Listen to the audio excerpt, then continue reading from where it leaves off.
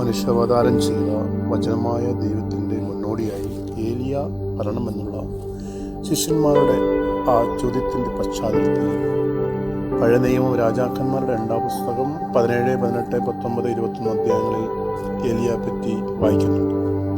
ഇസ്രായേൽക്കാരുടെ ചരിത്രത്തിൽ പ്രവാചകന്മാർ ദൈവനിയമത്തെ സംരക്ഷിക്കുന്നവരും വ്യാഖ്യാനിക്കുന്നവരുമായിരുന്നു.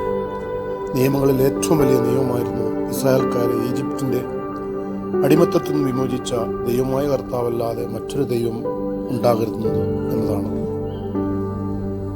എന്നാൽ ആഹാബിൻ്റെ കാലത്ത് ഇസ്രായേലിൽ ബഹുദൈവ ആരാധന പ്രവർത്തിപ്പെട്ടു. കർത്താവിൻ്റെ ബലിപീഠം തകർന്ന് കടക്കപ്പെട്ടു.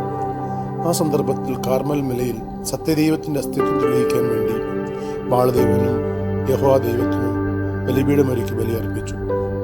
പക്ഷേ ബാളിൻ്റെ പുരോഹിതർ നിലവിളിച്ച് പ്രാർത്ഥിച്ചെങ്കിലും ആകാശത്തിന് അഗ്നി ഇറങ്ങി അവരുടെ ബലി ദഹിക്കപ്പെട്ടില്ല. എന്നാൽ ഏലിയ തകർന്നു കടന്ന കർത്താവിൻ്റെ ബലിപീഠം 12 ഗോത്രങ്ങളുടെ പ്രതീകമായി 12 കല്ലുകൾ കൊണ്ട് പണിത് വെള്ളമൊഴിച്ച് ചാലുണ്ടാക്കി വീണ്ടും ബലിവസ്തു വെച്ച് വിറകടക്കി വെള്ളമൊഴിച്ച ശേഷം കൈകളുയർത്തി പ്രാർത്ഥിച്ചപ്പോൾ സ്വർഗത്തിൽ നിന്ന് അഗ്നി ഇറങ്ങി ബലി ദഹിക്കപ്പെട്ടു. ബാൽദേവന്റെ പുരോഹിതരെ അവിടെ വെച്ച് വധിക്കുകയും ചെയ്തു.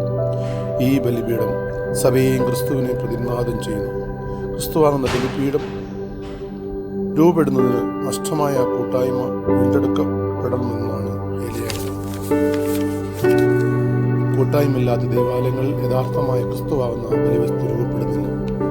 കൂട്ടായ്മയാണ് ബലിപീഠത്തെ മഹോന്നതമാക്കുന്നതും അവിടെയാണ് ക്രിസ്തുവാകുന്ന ബലി രൂപപ്പെടുന്നത്. ഈ നോമിൻ്റെ പശ്ചാത്തലത്തിൽ നാം ഓരോരുത്തരും നമ്മെ തന്നെ ആത്മശോധന ചെയ്തുകൊണ്ട് സ്നേഹത്തോടും ഐക്യത്തോടും നമ്മൾ ബലിപീഠത്തെ സമീപിക്കുക, ബലി അർപ്പിക്കുക എന്ന് പറഞ്ഞു